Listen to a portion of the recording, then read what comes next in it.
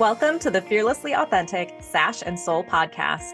In each episode, we'll explore the power of embracing authenticity with a winning mindset and overall well-being to help you navigate life and the pageant world with confidence and resilience.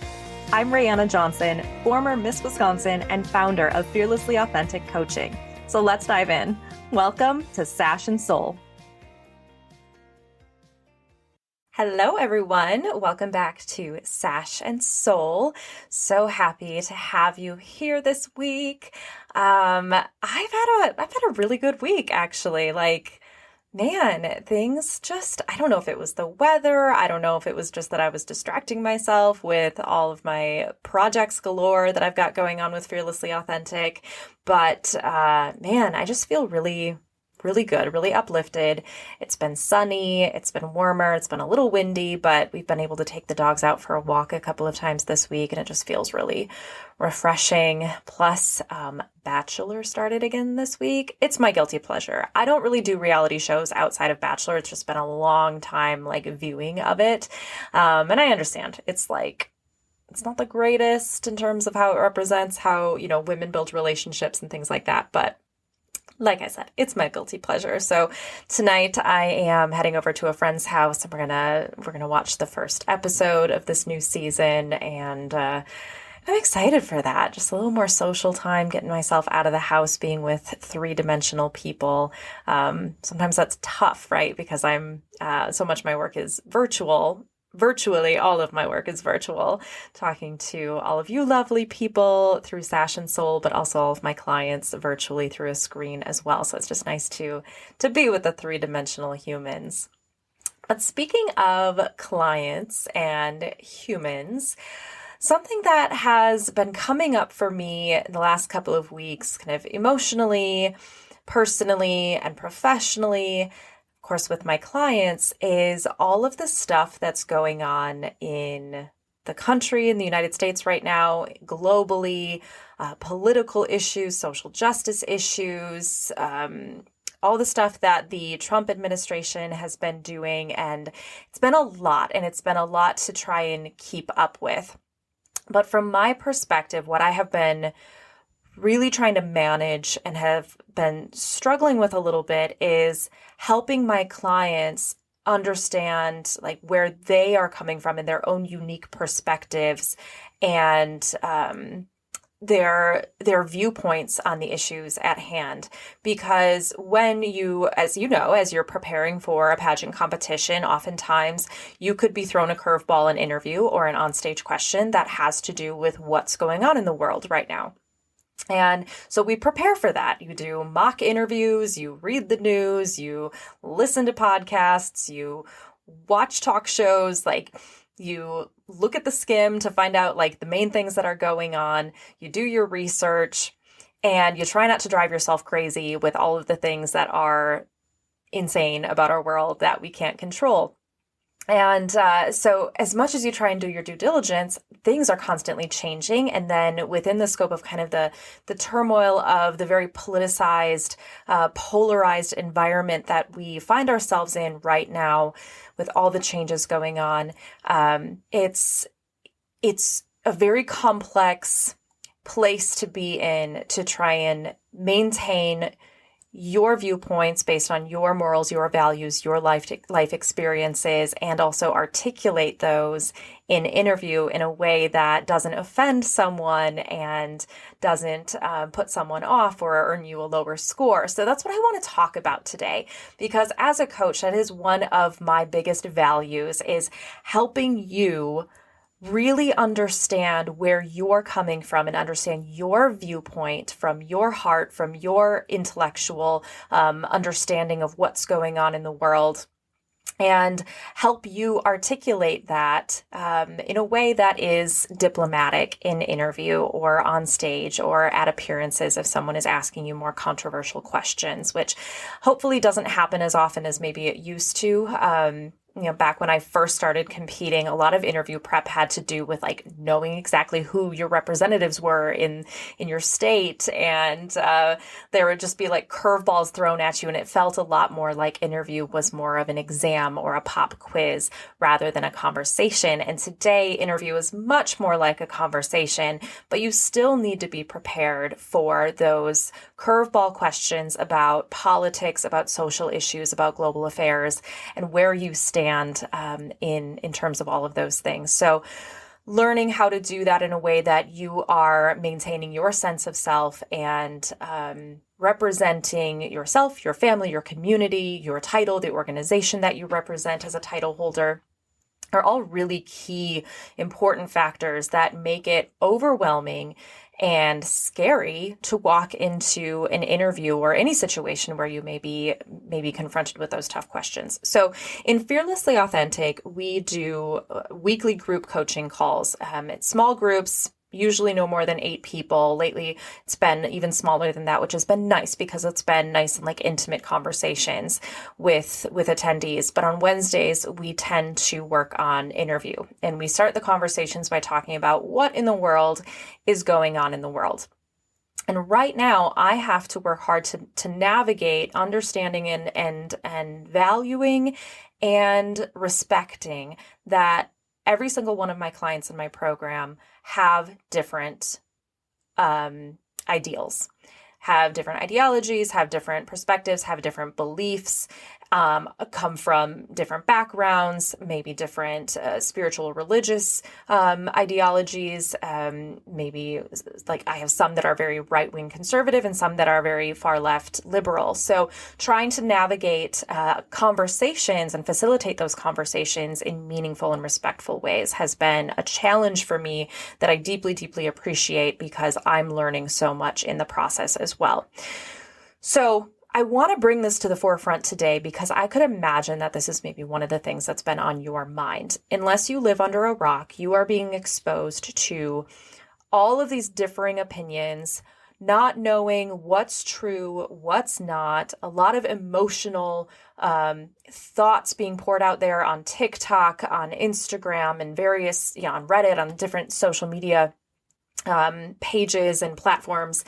In the news, you turn on any like large scale network and they usually have like an all day talk show where they just bring on experts and they're talking about the same topics over and over again. It's kind of like a vacuum effect.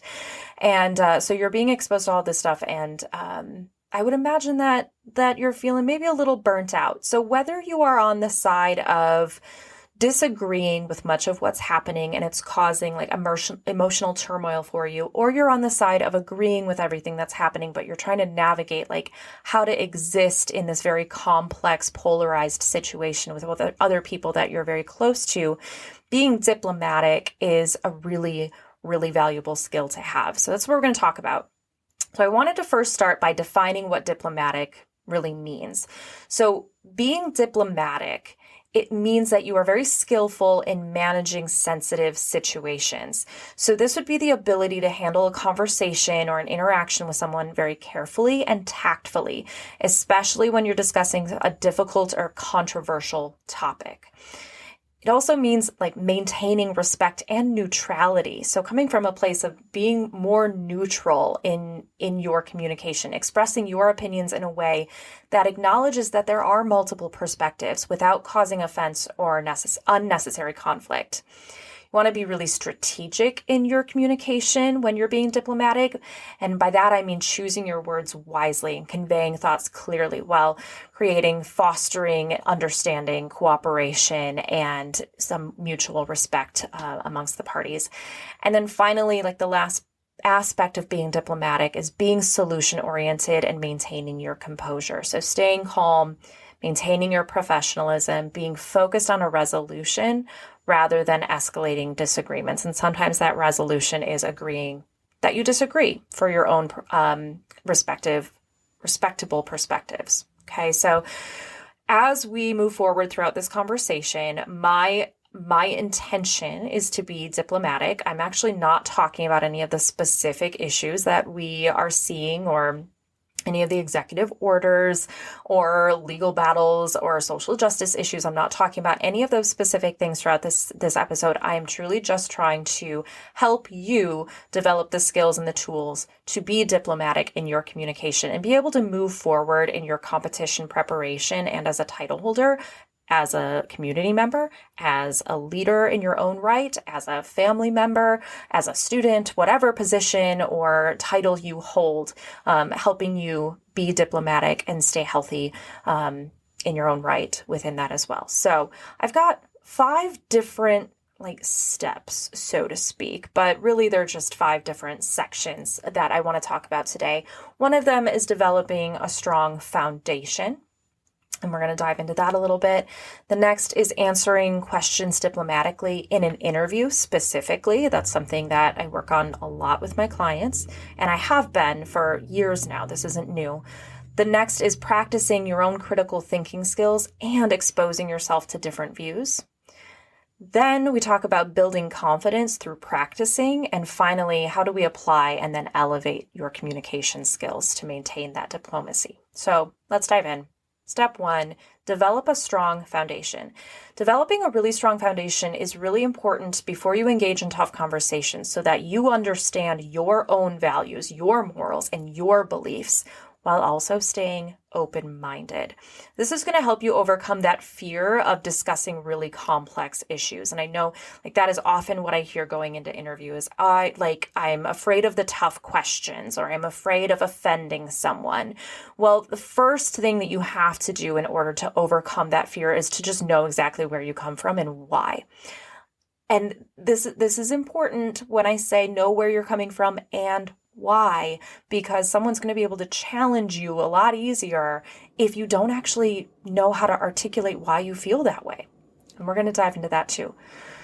So when you're developing a strong foundation, define what you stand for and why. So in order to do that, you have to reflect on your own values. So that's going to take some time. I would suggest doing some journaling. I would look at, what are maybe your spiritual or religious beliefs? How were you brought up in the world? How do you exist as a human being? What are your values? Next would be to stay informed. And this I know is daunting and it's overwhelming. And sometimes I don't even know where to start. I remember that when I first started competing, I was 17. And my family really didn't talk about current events or politics or social issues or anything like that at the dinner table. And I really just wasn't interested in any of those topics of social studies or anything, or government or anything in school either. So I really felt like I was starting at ground zero when it came to trying to figure out how to stay or get informed and stay informed.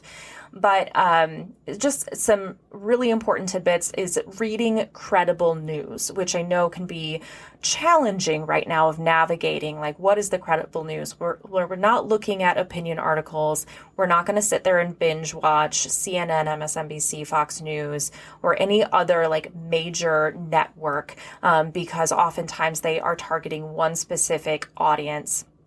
We're going to work on listening to very different perspectives. So if you're typically exposed to more conservative views, practice exposing yourself to more liberal views and vice versa. And do your research on topics in depth. So come up with your list of all the various different topics, especially the more hard-hitting topics, the things that are most relevant right now, and start doing some research on that. Don't go into a doom scroll on TikTok. Don't go into a doom scroll in a Google search. Really try to search out those credible arguments and fact-checking sites as well can be helpful. Recognize as you're doing this research, as you are, looking for these credible news sources and listening to different perspectives, recognize where you have your own bias and emotional triggers that may be influencing your responses, Okay, so that self-awareness piece is so important in developing this strong foundation. Be objective, be aware of what your emotional responses are to these issues. Like, how are you naturally reacting to opposing views? How are you naturally reacting to topics that are controversial and the opposite of what you stand for emotionally? When you can do that, when you recognize how you're emotionally triggered, you can better prepare for how to navigate those topics in the future with your own responses and in your self-awareness. So that's step one, is developing a strong foundation. And again, the more aware that you are of yourself, and the more in the know and aware you are of what's going on in the world, the more aware you are of different perspectives, the stronger your foundation, which ultimately is going to help you overcome any kind of fear of these topics to begin with. And I can tell you, like, fear is very powerful. Fear causes you to run and hide. It causes you to avoid. And unfortunately, in the pageant world, you have to charge head on to a lot of these topics so that you are best prepared in interview and don't get tripped up. Next, step two, because there's other things that I want to dive into, but I have to remind myself that those steps are coming up. The next section is answering questions diplomatically in an interview. Okay, so now we've done some research on what the issues are. We've listened to different perspectives. We know our own values. We've got that foundation.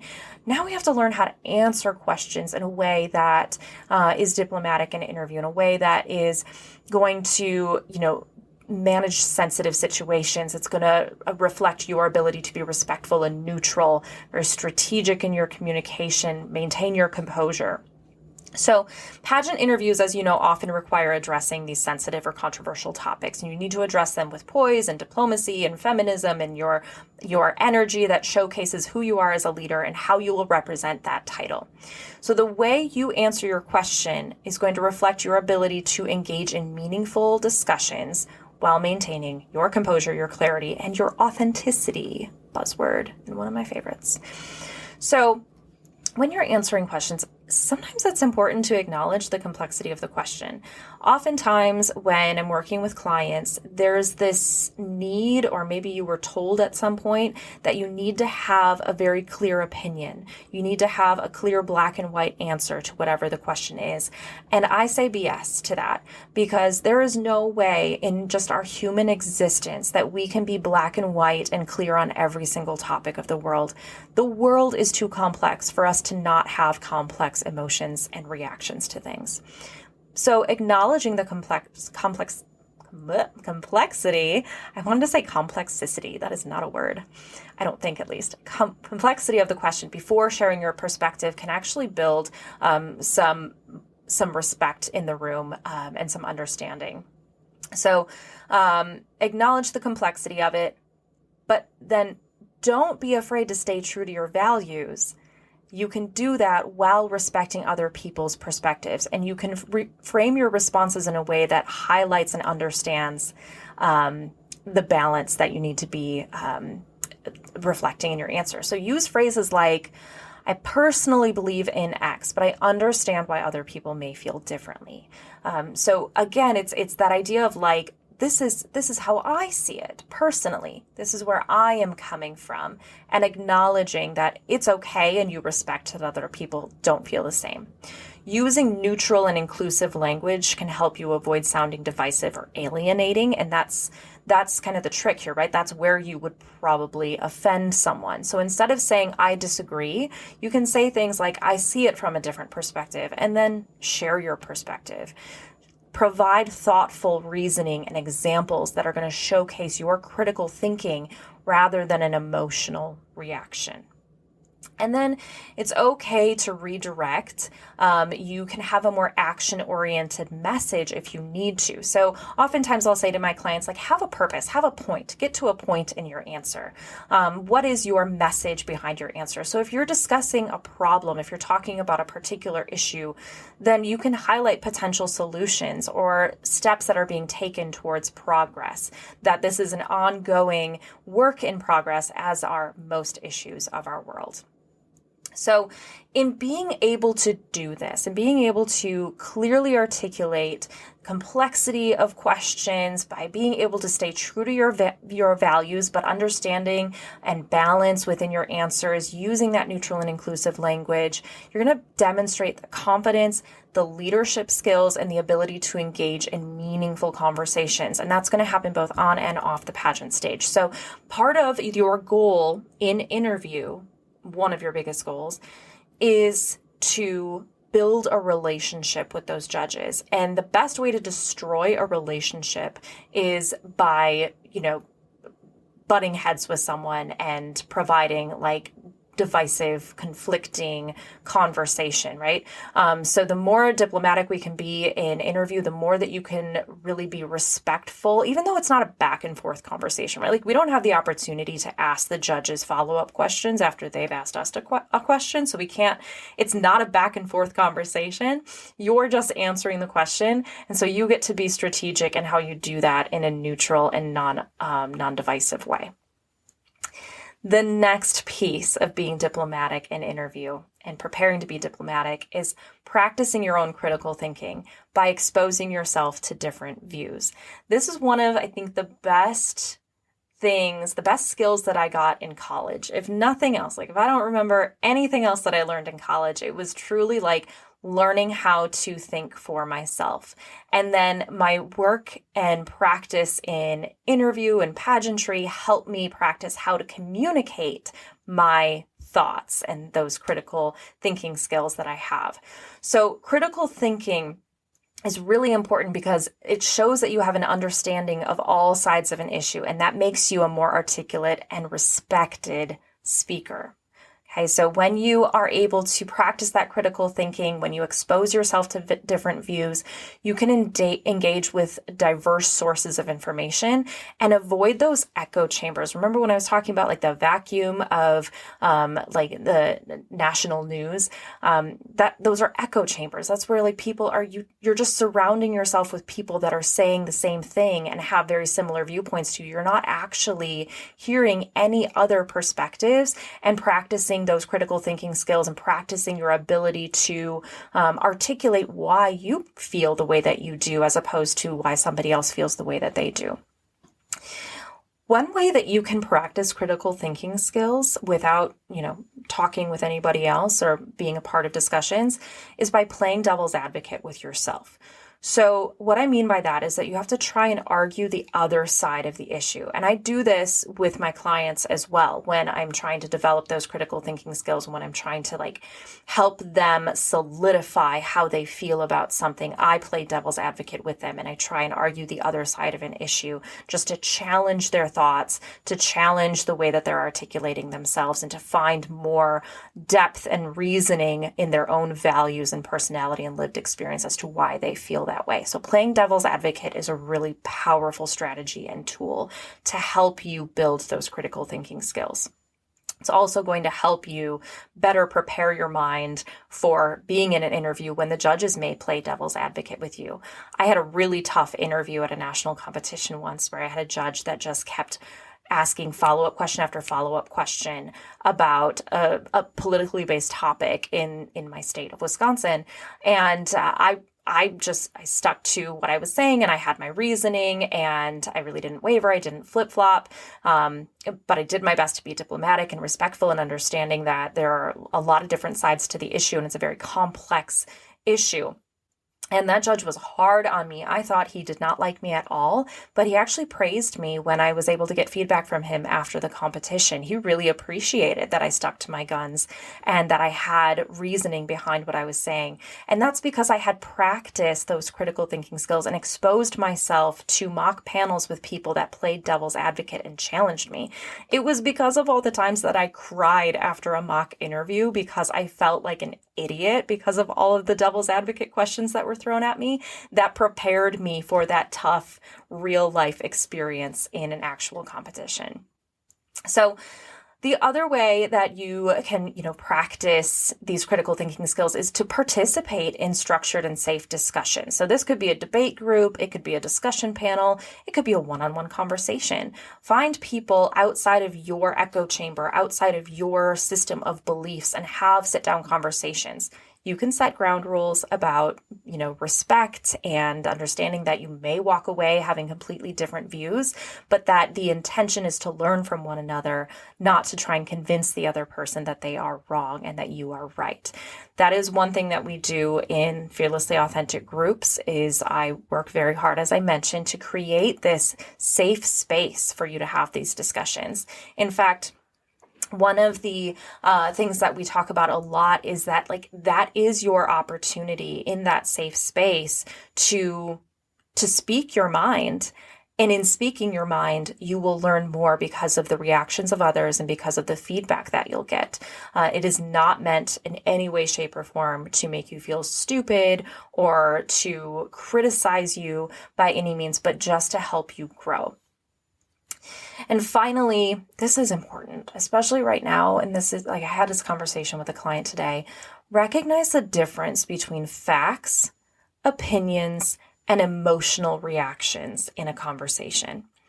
When I'm asking someone why they feel a certain way, just telling me, well, that's just because that's how I feel. That's an opinion and an emotional reaction, but it's not backed up by lived experience or by facts. And that's, what we're seeing a lot in the world today is that opinions and perspectives are being formulated based off of emotions. And more often, those emotions are fear-based. And so we need to look at things objectively and try and eliminate the fear. And the best way to eliminate the fear is by looking at the facts in many cases. Sometimes the facts will generate more fear. Obviously, that's true.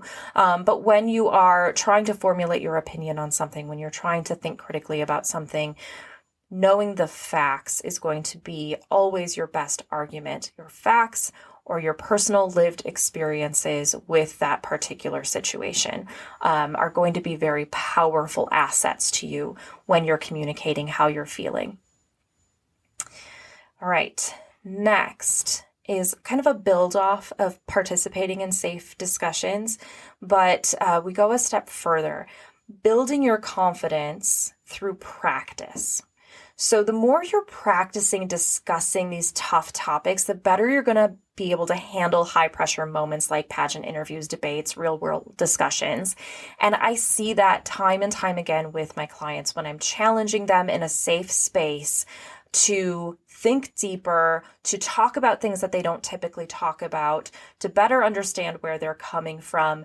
Their interview overall, even when we're just talking about personality stuff or leadership traits or their platform or the job of the title holder, their ability to communicate excels. And I see exponential growth. So building that confidence through practicing the tough conversations is going to help you really excel and achieve those goals that you have for yourself as a title holder and as a contestant. So when you're building that confidence, the safe practice, start small. Have discussions with close friends or family before engaging in larger forums. And when you're having those discussions, again, keep in mind that practicing the critical thinking skills. Play devil's advocate with yourself. Look for the facts behind things. Engage with diverse sources. I could almost guarantee that there are people in your circle that have differing opinions from you, and seek them out. One other thing, I've done this and I've suggested it to clients as well, is if you're in school especially, ask a professor that you have a good relationship with to help you develop some more critical perspective on different topics and just have general conversations. You're going to be able to find a professor that has more of a liberal perspective, and you'll be able to find a professor that has more of a conservative perspective.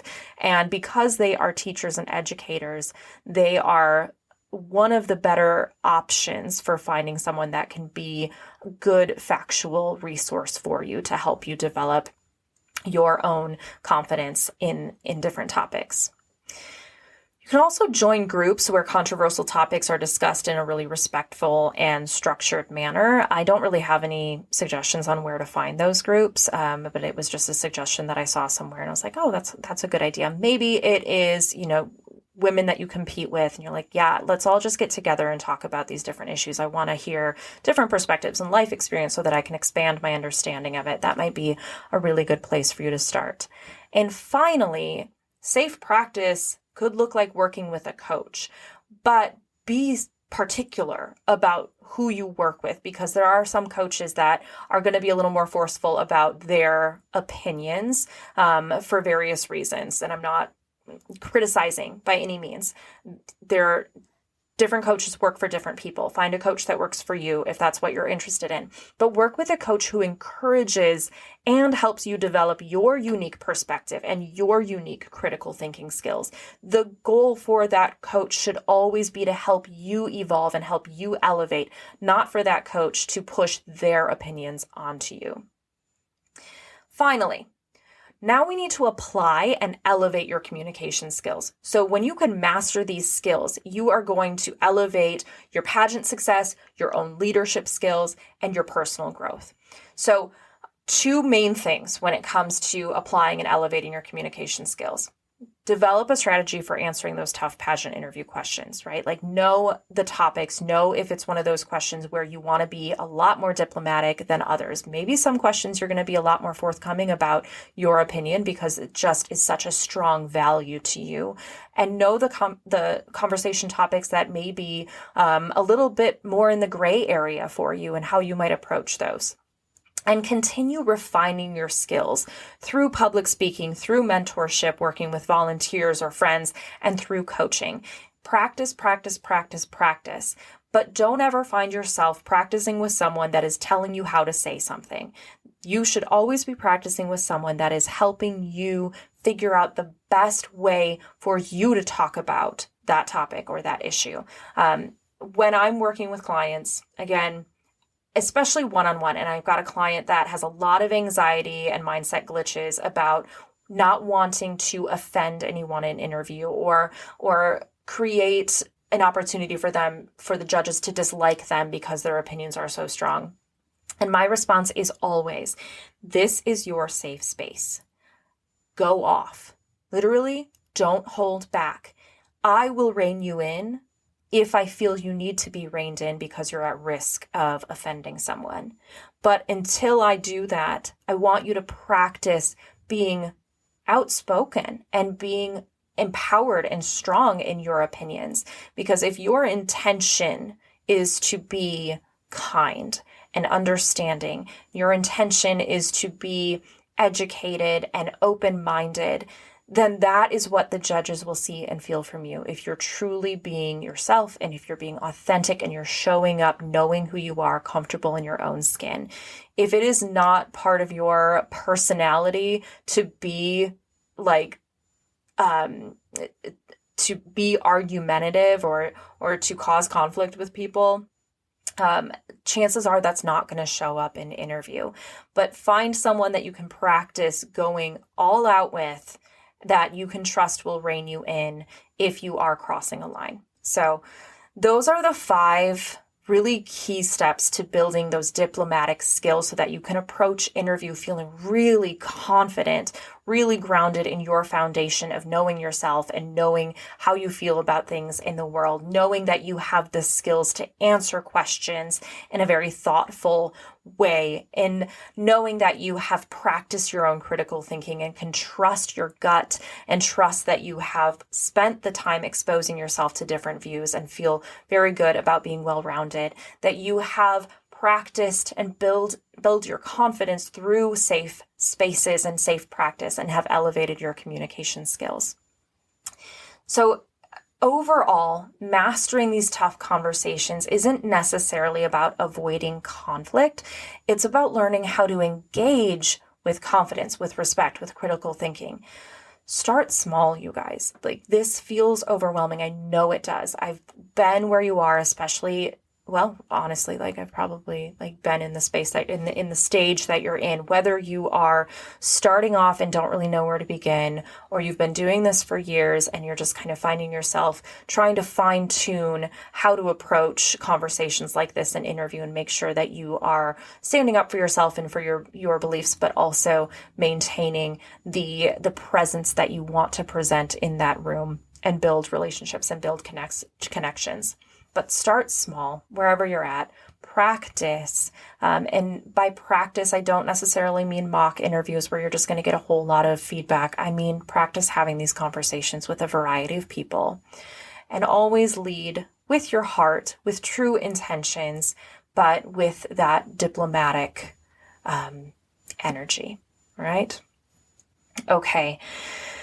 I hope that this particular episode finds you in a space of like being open to learning about different perspectives and knowing that this time, whether you are on the side of, celebrating what's going on in our country right now, or if you're on the side of really struggling with it, no matter what side you're on, I hope that this finds you in a space of being open and willing to hear all sides, and that we are hopefully, as human beings, as citizens of this earth, trying to come together to find resolution in an effort to move forward, to move our society, to move humanity forward in a really beautiful direction where we can all thrive and coexist in meaningful, wonderful ways in the way that we're supposed to as worthy human beings on this earth. So with that, thank you so much for listening.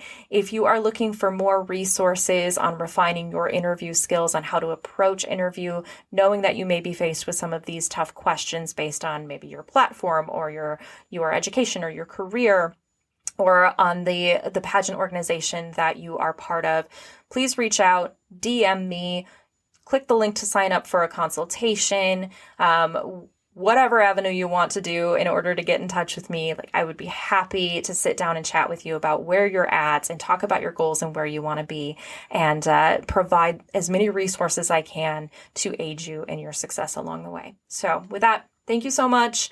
Have a great week, and I will talk to you again next Friday. Bye, guys.